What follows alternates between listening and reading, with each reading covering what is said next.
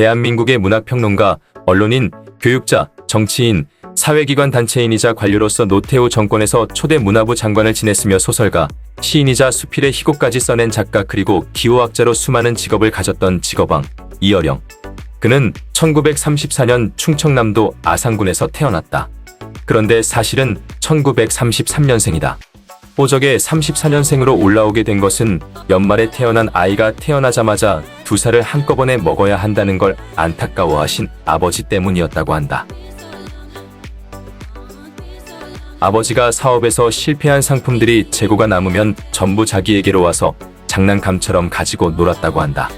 이어령은 이후 이런 지적 호기심이 왕성한 아버지를 둔 덕분에 창조적인 사고를 할 수 있는 원동력을 얻을 수 있었다고 회고하기도 했다.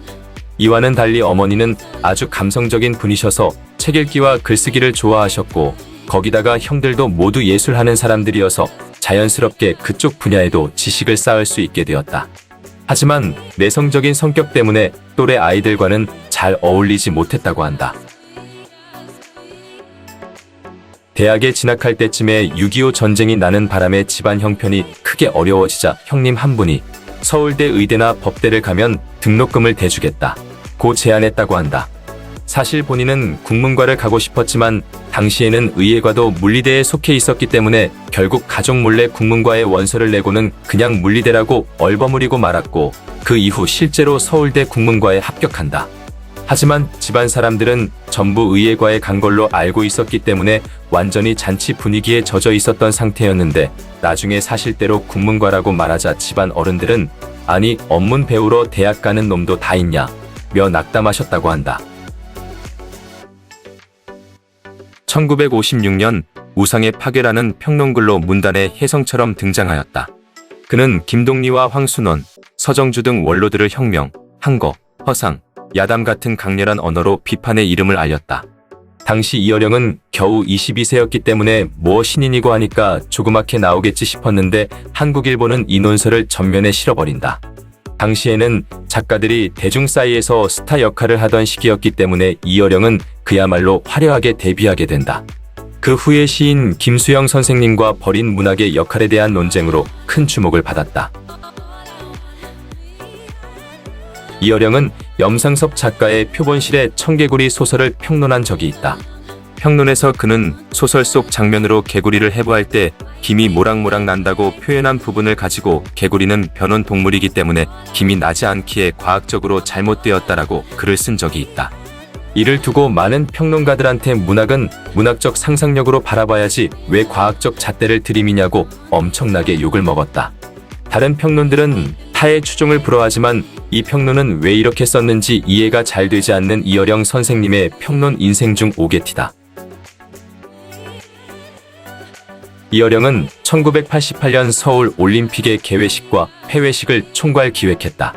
종전에 있었던 모스크바 올림픽과 로스앤젤레스 올림픽에서 냉전의 여파로 한쪽 진영이 불참하는 불상사를 초래한 데 반해 서울 올림픽은 모든 진영이 참가하면서 화해의 장을 열 수 있는 기회가 되었다. 이런 상황에서 이어령은 당시 화합과 전진이라는 다소 딱딱한 느낌의 문장을 바꿔 벽을 넘어서라는 구호를 만들어내어 주제의식과 역동성을 모두 표현하였다. 또한 개막식에서 등장한 굴렁쇠 소년 역시 이어령의 기획이었다.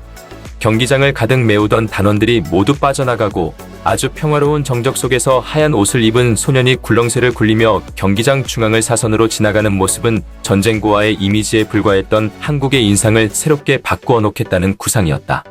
서울 올림픽 굴렁쇠 소년은 현재 중년 배우가 되었다고 한다. 구글링하면 나오니 궁금하면 찾아봐라. 1980년대의 이어령은 두 번의 장관 제의를 받는다.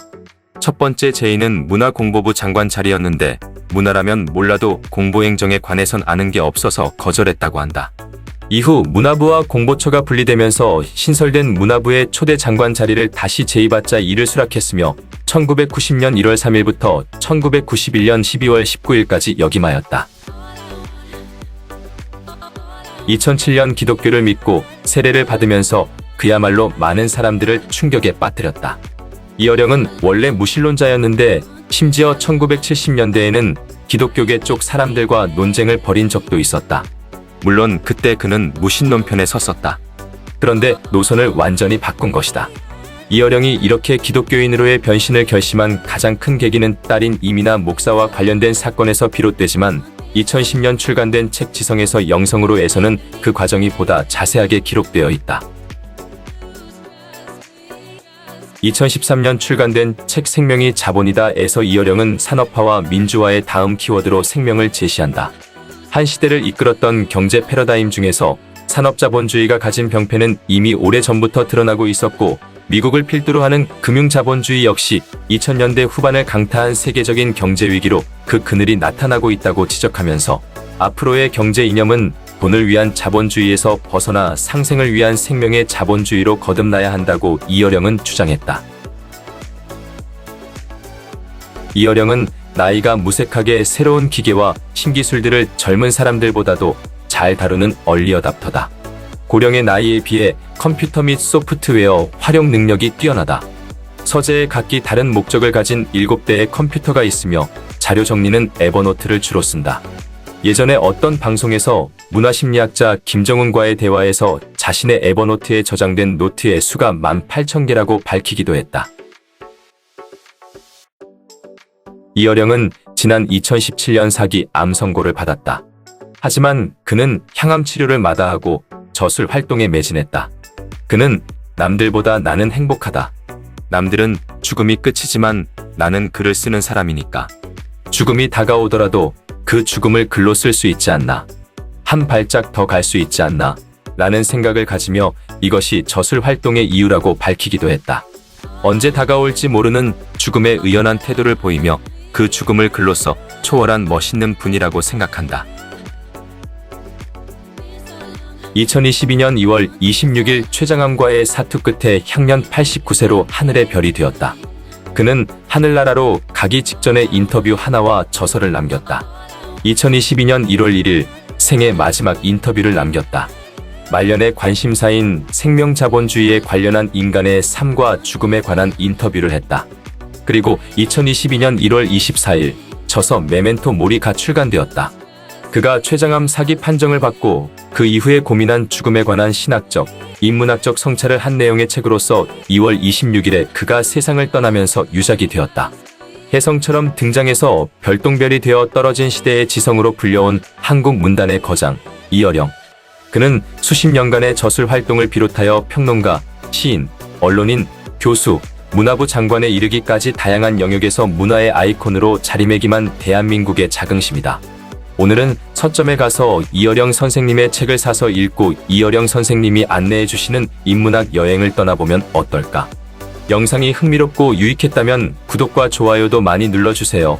구독과 좋아요는 돈이 들지 않습니다. 구독과 좋아요는 다양한 영상들을 제작하는 힘이 됩니다.